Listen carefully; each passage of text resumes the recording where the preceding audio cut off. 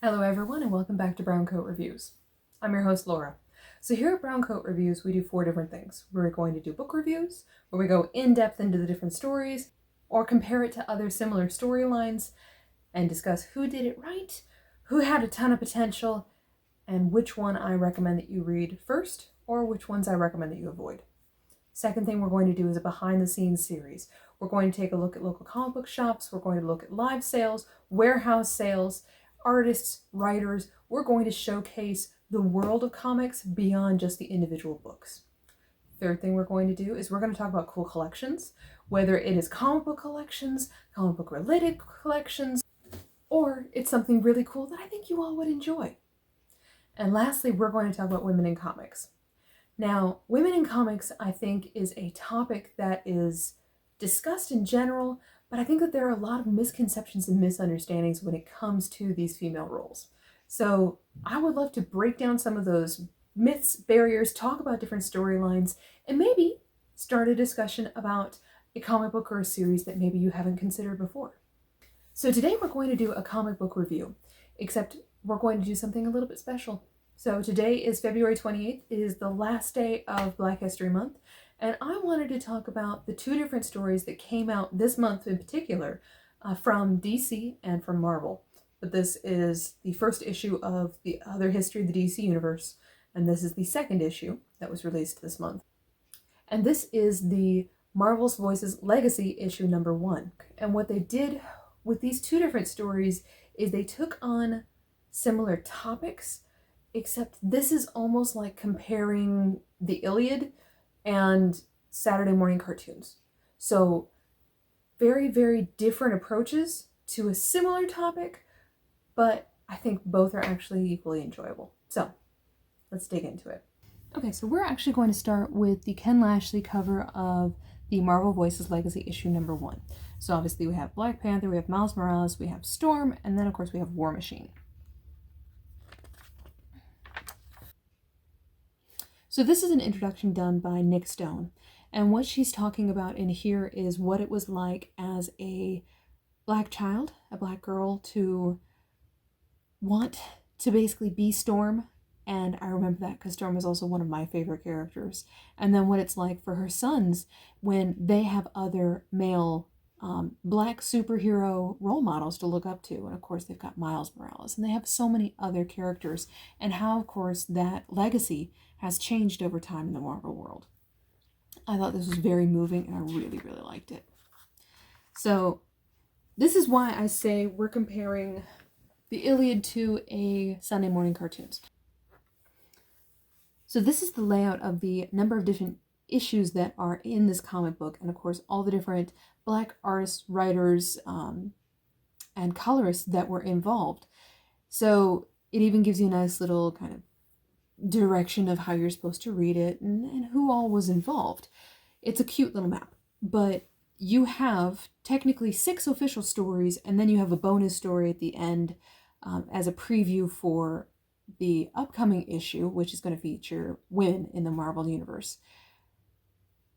Because this book is not terribly thick, you can certainly understand that these stories are typically pretty short. There's only a couple exceptions. So for instance, the story with Domino, which is definitely my favorite, that one has more than 4 pages, but as an average, most of these are 3 to 4 pages long. Doesn't mean that you can't achieve a storyline in 3 to 4 pages, but when you look at the amount of writing that's done in the other history of the DC universe versus, what you can achieve in 4 pages, it's just an unfair comparison.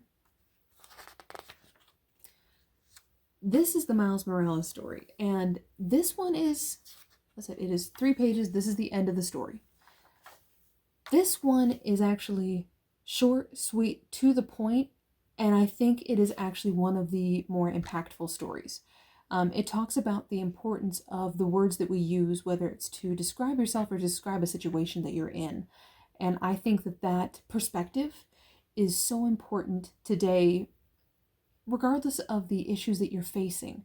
Is we can see this as an opportunity to rise above, or you can see it as an opportunity to force you down. And I really liked that. Now, some of the other stories, of course, are featuring different characters. So we do have Riri, we have Shuri, we have Monica Rambeau, which of course becomes the next Captain Marvel. We have She-Hulk and Thor who make an appearance.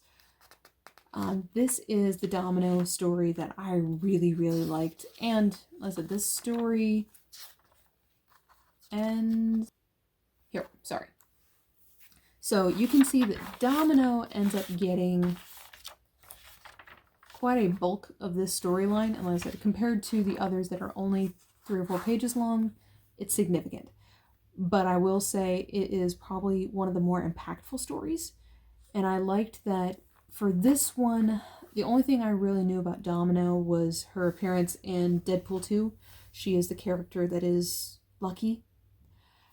And this talks about the other side of that, is that if she is always lucky, then it does mean that someone else around her must end up with bad luck.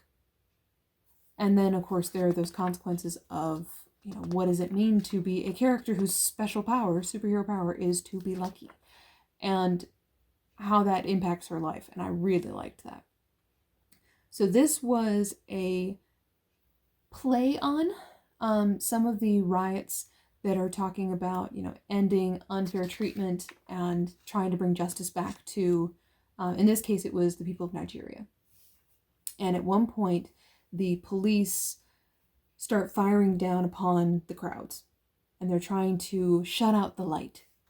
And that is what the superheroes are fighting. And I thought that was well done without going too over the top and kind of making it feel too political to today's stories, but was instead bringing a superhero light to this. This final one has Blade in it, which, as I'm trying not to do any spoilers, I really liked Blade's appearance. I thought the storyline was cute. And of course, it's really nice to see him in comic books. I haven't read a lot of his stories, but it's very heartening to see him make another appearance here, and hopefully we will get to see more of Blade in the future. This afterword was very good, and this is the ad to the Women of Marvel issue number 1 that is coming out soon. And it sounds to me like it's going to be very similar to this, where it's a compilation of stories done by female writers, artists, colorists, etc. And this is just a little interview, but this is the preview for the Women of Marvel issue number 1. And this is actually the story with Storm in it. And this one I liked an awful lot, which I feel a little bad that I'm loving the one story that technically isn't part of the other main 6, but Storm's been one of my favorite characters, so I'm a little biased.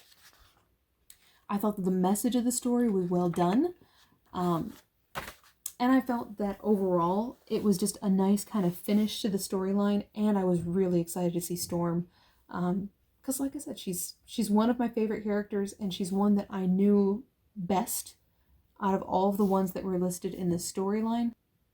I don't typically follow a lot of Marvel storylines, so I'm at a slight unfair advantage, but I did feel that my lack of knowledge didn't make me miss out on these particular storylines.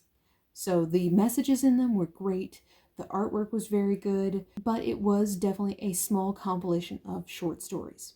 So if you're okay with that, listen, there's still some great little golden nuggets in here. But it is not as in-depth as the next series I'm going to show you. So the other history of the DC Universe, beyond the fact that this cover is gorgeous, this is written by John Ridley. Now, John Ridley is the Oscar-winning writer of 12 Years a Slave. This is the first time that he's ever actually written a comic book. And I actually liked the fact that he had never written a comic book, because I thought that it brought something very unique to the story. Now, I'm just going to show you very quickly what I mean when I say the Iliad versus some Saturday morning cartoon. Nothing wrong with either one. But see how much these comic books take a long time to read through. There's an absolute ton of content. There's a lot of history. There's some really great artwork that they've done. So they do even talk about Jon Stewart, which is the Black Green Lantern, and his impact on Black Lightning's role as a Black superhero. The things that I loved the best about this storyline. I liked, one, that you see Black Lightning meet Superman, and then there's a point later on where Black Lightning meets Batman. And as we know, Batman and Superman are both white men, but technically one's of an alien race and one is not. The interactions between both characters, because their personalities are so different, and Black Lightning have almost, much like the characters, a night and day difference. And I thought that that was a great impact on the story. And honestly, what this, I thought, did a great job of explaining is I felt, me as a white female, I'm not going to understand what it is like to be a Black male. However, I did feel like I had a better idea. I had a better understanding of the frustration, the anger, the fear, all these different emotions that come with it, let alone before he becomes a superhero, and how his superhero life has impacted him. So this story, I thought, was amazingly well done. But it gave an insight that I had never seen in a comic book, let alone into a Black life that, again, me as a very, very white person, I didn't understand, and I certainly appreciate even more now. So this is the second issue of the Other History of the DC Universe that was released this month for Black History Month. So in this case, we now actually are dealing with a Black superhero couple. So we have Mal Duncan and we have Karen Duncan. So Mal at one point goes by the name of the Guardian, then jokingly Harold the Hornblower, and then we have Bumblebee.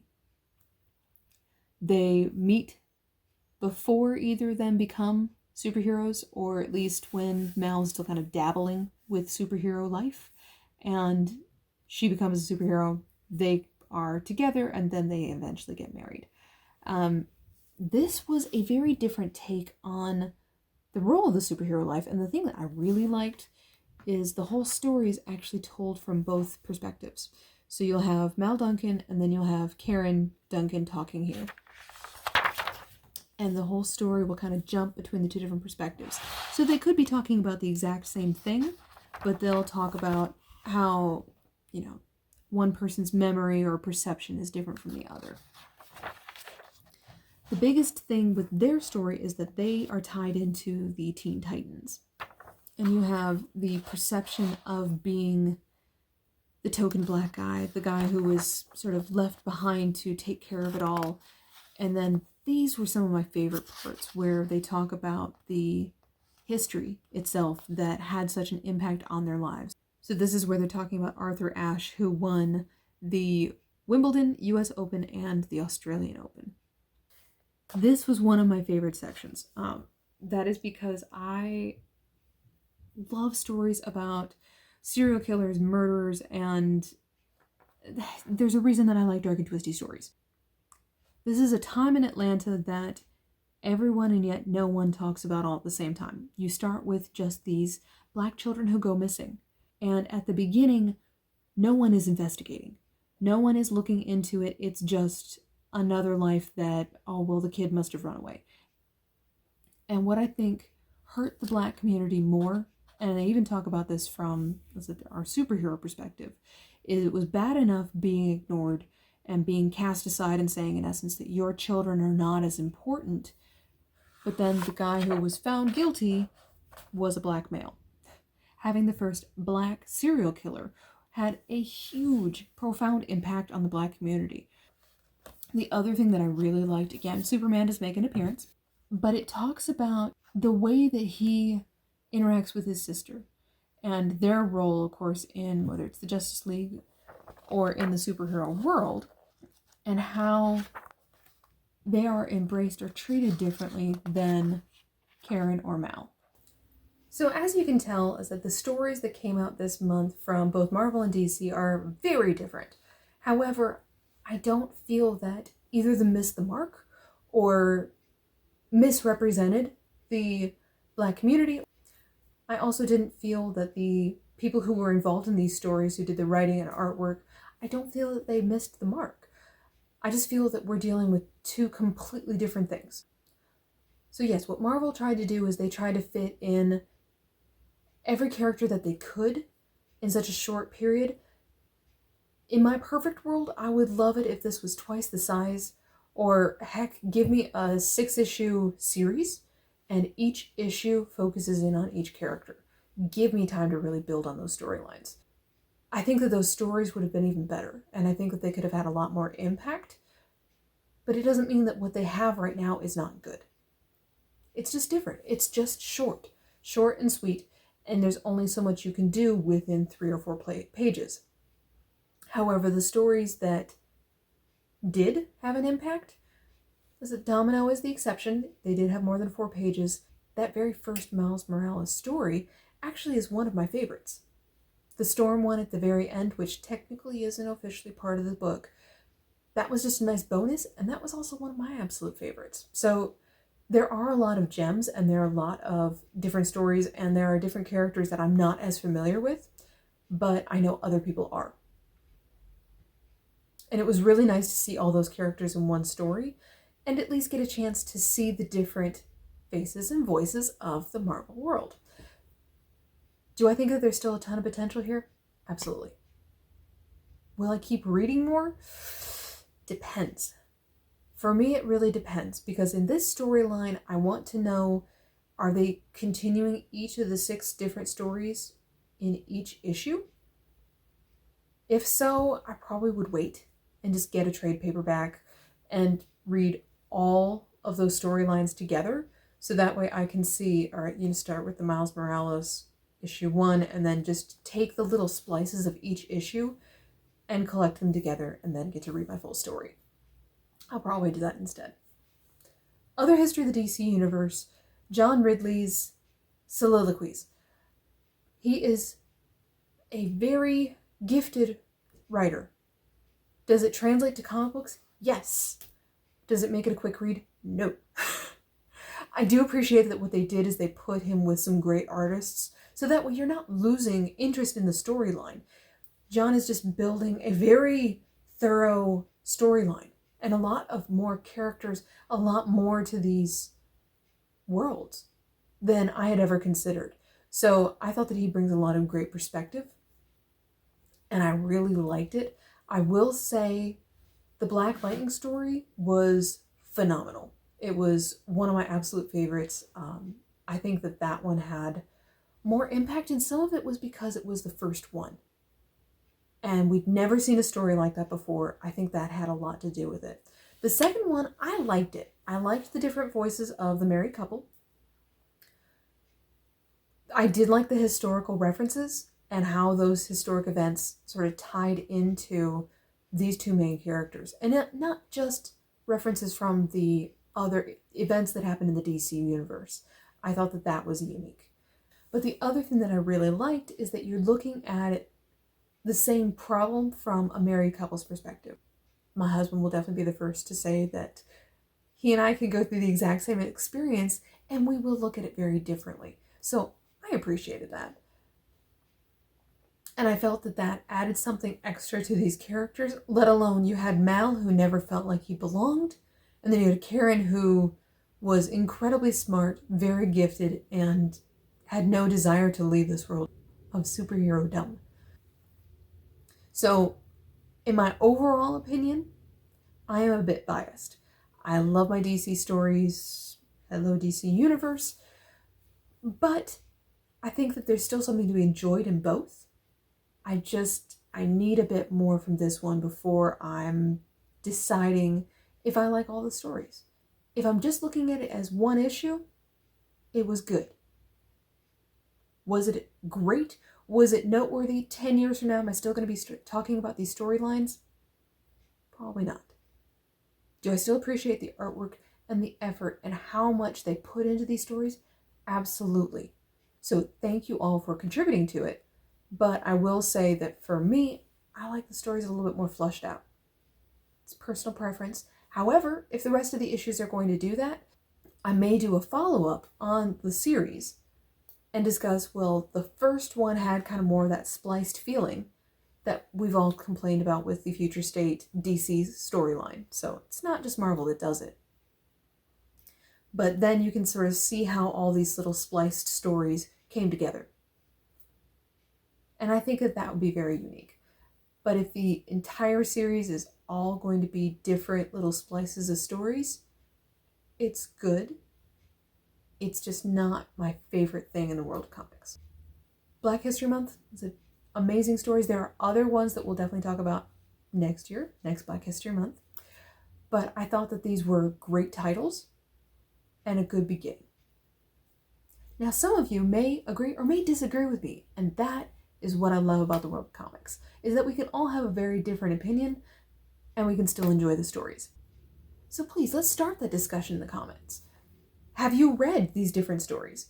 Was there one that you liked better than the other? Did you appreciate the fact that Marvel gave more short, concise stories as opposed to the larger, almost mini novels that we're getting in the other history of the DC universe? Did you grow tired of the storyline in the other history of the DC universe by the second issue?